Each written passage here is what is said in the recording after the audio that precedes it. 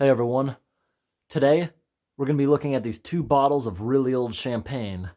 The one on the left is from 1995 and the one on the right is from 2000.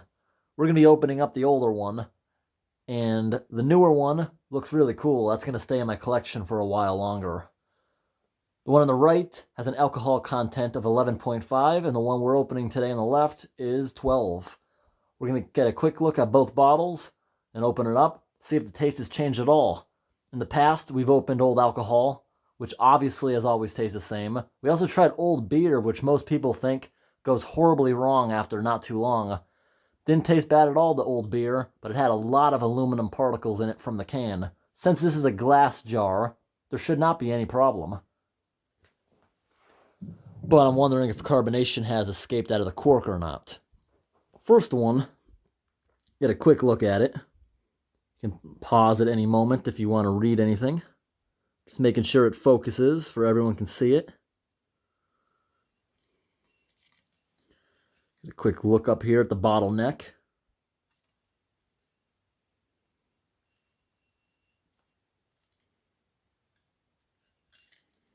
And now we're going to look at the label it came with.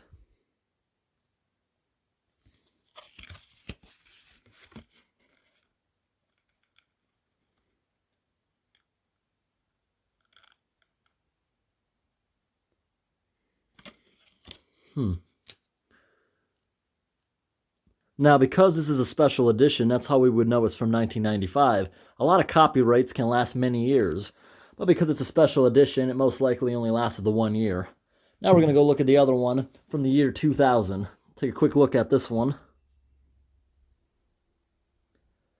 And of course, you got a warning on a champagne to avoid serious eye injury from people that don't know how to open it.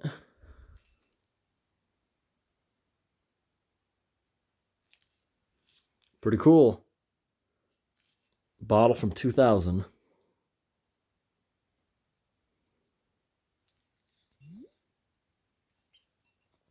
I'm actually about to sneeze from the dust I'm getting off this thing. Look at this dust from it sitting on the shelf so long.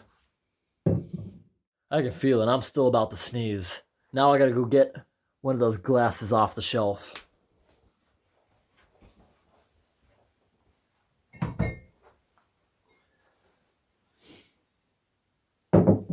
Go ahead, start removing the foil from around it. Got a little pull tab on it.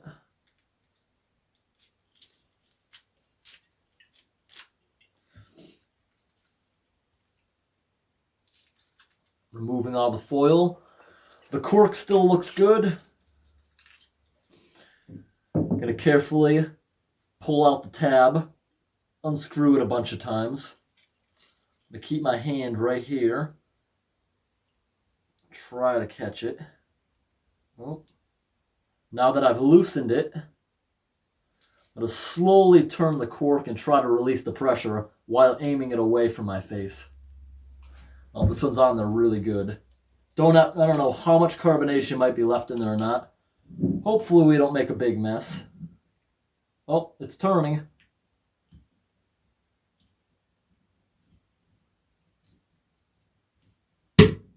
Whoa, that's a good sign.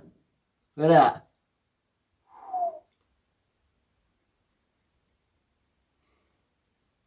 The cork smells very musty, but the cork's in good shape. It's not very dried out or anything. Got a really pretty top that I'll show in a moment. Now I'm going to go ahead and pour some of it out into the glass. Good carbonation left over. Still got a good amount of carbonation. By the looks of it, it's not as carbonated as it once was. Give it a quick taste test.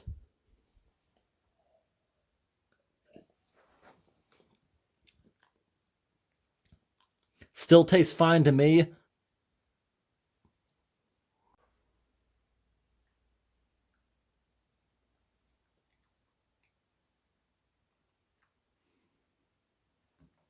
I think it's still fine. The product, I'm sure, is fine. Now we're going to take a quick test just to make sure there's nothing bad in it.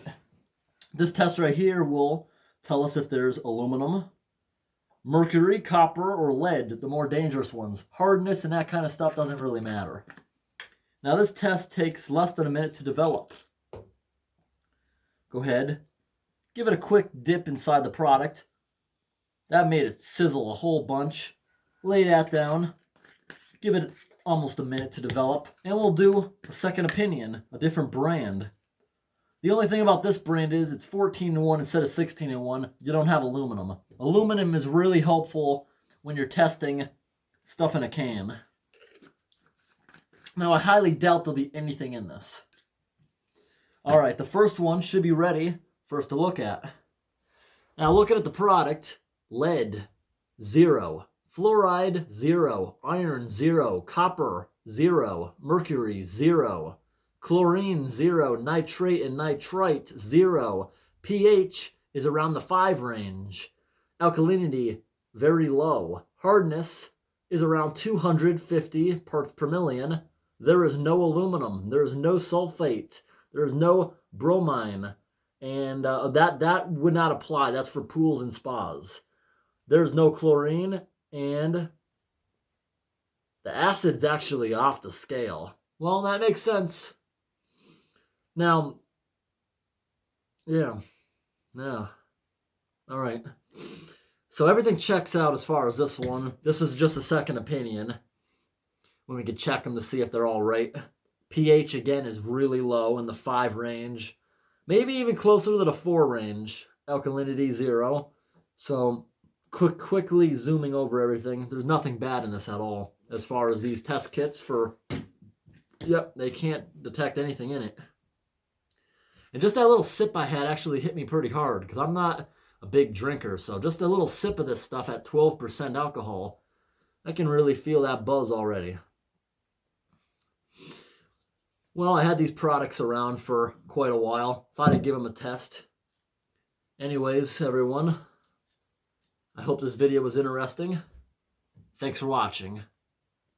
Have a great day.